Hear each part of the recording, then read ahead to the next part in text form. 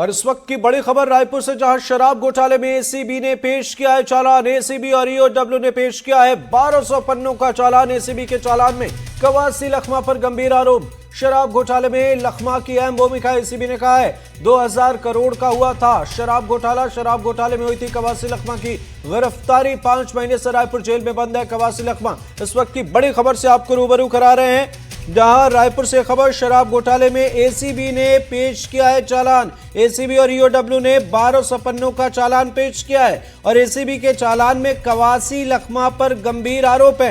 शराब घोटाले में लखमा की अहम भूमिका बताई जा रही है। 2000 करोड़ का यह शराब घोटाला हुआ था और शराब घोटाले में लखमा की गिरफ्तारी हुई है और इसके बाद अब 1200 पन्नों का चालान पेश किया गया है, जिसमें कवासी लखमा पर गंभीर आरोप है। और ये एसीबी ने कहा है, एसीबी का कहना है कि शराब घोटाले में लखमा की भूमिका अहम है। 5 महीने से रायपुर जेल में कवासी लखमा बंद है। शराब घोटाले में लखमा की गिरफ्तारी हुई थी और उसके बाद अब 1200 पन्नों का चालान पेश किया गया है। एसीबी ने शराब घोटाला मामले में यह चालान पेश किया है। अब देखना होगा आगे क्या कुछ चीजें होती हैं खास, लेकिन एसीबी ईओडब्ल्यू की टीम लगातार मामले में जांच कर रही है। इधर 5 महीने से रायपुर जेल में कवासी लखमा बंद है। इस मामले पर सियासत भी, इस मामले पर जांच पड़ताल भी। देखना होगा आगे क्या कुछ चीजें निकलकर सामने आती हैं। तस्वीरें आपको दिखा रहे हैं रायपुर की तस्वीर, जो सियासी गलियारे में चर्चा का विषय है काफी वक्त से, और इस मामले पर सियासत भी हो रही है। इस मामले की अगर हम बात करें तो एसीबी और ईओडब्ल्यू की टीम जांच में जुटी हुई है। सहयोगी जुल्फिकार अली हमारे साथ जुड़ गए हैं। जुल्फे, बताएं मामले में क्या है अपडेट?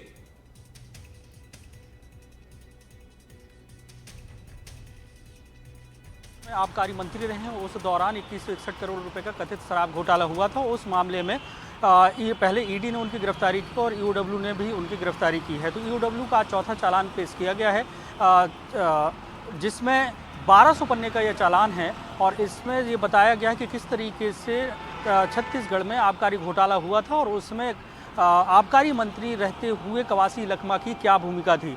तो उसमें ये साफ इन्वेस्टिगेशन में ईओडब्ल्यू की पता चला है कि किस तरीके से उन्होंने अपने पद में रहते हुए पद का दुरुपयोग किया और किस तरीके से जो डिस्टिलरीज हैं और जो शराब कारोबारी हैं और अधिकारियों के अवैध सिंडिकेट के माध्यम से छत्तीसगढ़ के सरकार को राजस्व का नुकसान हुआ और इसको 2161 करोड़ रुपए का शराब घोटाला बताया जा रहा है। इस चार्जशीट में ये बताया गया है, जो समरी दी गई है, क्योंकि 1200 पन्नों की चार्जशीट अनुपूरक चार्जशीट है, इसमें 68 करोड़ रुपया सीधे तौर से कवासी लखमा के पास अवैध तरीके से पहुंचे हैं, जिसमें से 18 करोड़ रुपए की जो अलग अलग ज़मीनें खरीदी गई हैं और इन तमाम जो सिंडिकेट था और जो भ्रष्टाचार हुआ है, इसके साक्ष्य ईडी के पास हैं और ईडी ने ईओडब्ल्यू के पास हैं और ईओडब्ल्यू ने कोर्ट में ये चालान पेश किया है। तो इससे साफ है कि कवासी लखमा की जो मुश्किलें हैं वो आने वाले समय में और भी बढ़ती नजर आ रही हैं। जी बिल्कुल बिल्कुल, कवासी लखमा की मुश्किलें बढ़ी हुई हैं। 5 महीने से जेल में बंद है। एसीबी ईओडब्ल्यू का तो पहले भी स्टेटमेंट सामने आया था और अब 1200 पन्नों का चालान पेश किया गया। अभी कहा जा रहा है कि उनकी भूमिका अहम है इस मामले में, लेकिन आपसे यह समझना चाहेंगे कि लखमा की तरफ से, उनके वकील की तरफ से क्या कुछ दलीलें दी जा रही है, उनका पक्ष क्या है, और अगर हम बात करें अदालत में तो क्या कुछ चीजें हैं खास जिस पर नजर रखनी चाहिए?